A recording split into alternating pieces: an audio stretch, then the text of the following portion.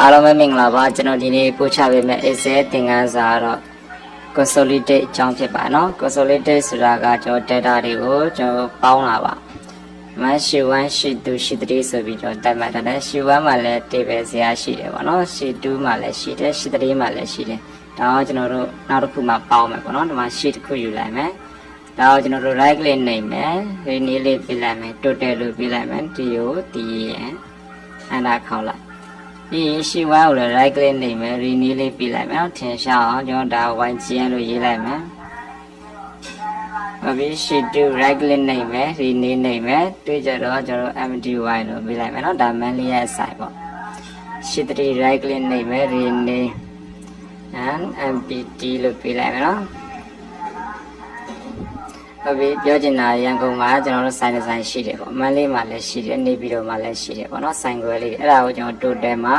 သူတို့ရောင်းရတဲ့ပမာဏတွေကိုကျွန်တော်စစ်ထုတ်မှာပေါ့ရန်ကုန်မှာဆိုကျွန်တော်လက်တော့20ရောင်းရတယ်ပထမတစ်ပတ်မှာပေါ့keyboard 20ပေါ့နော်ဒါကတော့ကျွန်တော်နမူနာအနေနဲ့အလွယ်လေးတွေထည့်ထားပါတယ်တခြားဟာတွေလည်းပြောင်းထည့်လို့ရနော်မန္တလေးမှာလည်းဒီလိုထည့်ထားတယ်နေပြည်တော်မှာထည့်ထားတယ်နော်အဲ့တော့ total ကိုကျွန်တော်တို့ consolidate နဲ့ပေါင်းမယ်ပေါ့ဘာမှဆိုရင်ကျွန်တော်တို့ဒီ total ပေါင်းဖို့ consolidate ကြိုက်တဲ့အကွက်မှာကျွန်တော်ချလိုက်ရအောင်ဒီမှာဒီအကွက်မှာချမယ်။ဘာဆိုရင်လည်းချဲ့ပေးလိုက်နော်။ဒီတော့မှကျွန်တော်တို့ပေါင်းမယ်ပေါ့။ဘာဖြစ်လို့ data တွေကိုသွားမယ်နော်။ data တွေကနေပြီးတော့ consolidate ဒါလေးပေါ့နော်။ဒါလေးတစ်ချက်နှိပ်လိုက်မယ်။ဟုတ်ပြီဒီ function မှာကျွန်တော်ပေါင်းမှာဖြစ်တဲ့အတွက်ကြောင့်မို့ sense ဆိုတာလေးပဲရှိနေရမယ်နော်။ဒီရော reference line ယူမယ် reference ယူမယ်ဆိုဒီမှာပေါ့ဒီအကွက်မှာ reference ယူအဘိဒီများလေးတစ်ချက်နှိပ်လိုက်မယ်ပထမဆုံးရန်ကုန်ဟာတွေသွားယူလိုက်မယ်နော်ရန်ကုန်ဟာတွေကို select ဆွဲလိုက်မယ်ပြီးဒါလေးပြန်နှိပ်ပြီး add ဟုတ်ပြီပြီးပါပြီဆိုကျွန်တော်တို့နောက်တစ်ခုသွားယူနော်နောက်တစ်ခုကိုဒီကမန္တလေးရည်သွားယူဟုတ်ပြီပြီးကျွန်တော်တို့ add လုပ်လိုက်မယ်နော်အဲဆိုရင်ဒီမှာရန်ကုန်မန္တလေးဆရာနှစ်ခုဖြစ်သွားပြီနော်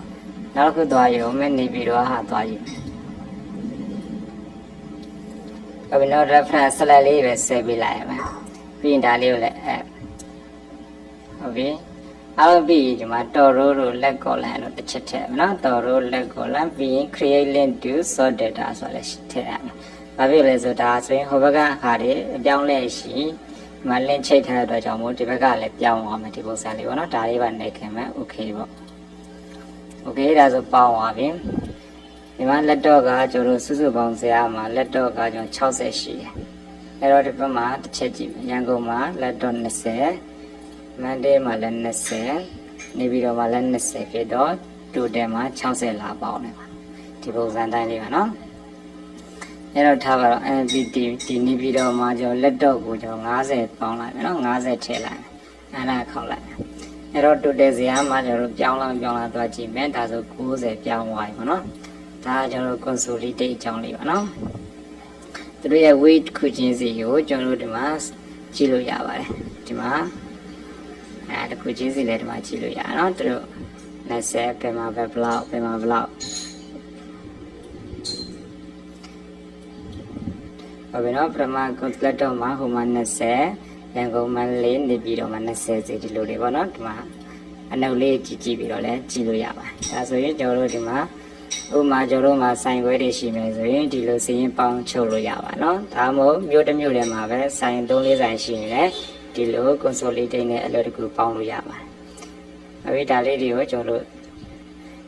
slide ဆွဲလိုက်မယ် border လေးခတ်ပြလိုက်နော် border လေးခတ်မယ်ဒါဆိုကျွန်တော် total ပေါင်းချုပ်ဆရာလေးရပါတယ်เนาะနေပြီးတော့မှလည်းဒီမှာ desktop 1040ဟုတ်ပြီdesktop ဒီမှာ50ထားလိုက်မယ်နော်50ထားခြင်းမဲ့ enter ကောက်မယ်အဲ့တော့ဒီဘက်မှာသူကတို့ရော့သွားတယ်နော်ဘယ်ဘက်မဆိုပါနော်အပြောင်းလဲရှိ total မှာလည်းပြောင်းသွားမယ်ဘာလို့ create link ချိတ်ခဲ့လို့နော်ကျွန်တော် link ချိတ်ခဲ့လို့ okay ဒါ data တွေကနေပြီးတော့ consolidate အကြောင်းမှာအားလုံးနားလည်မယ်ထင်ပါတယ်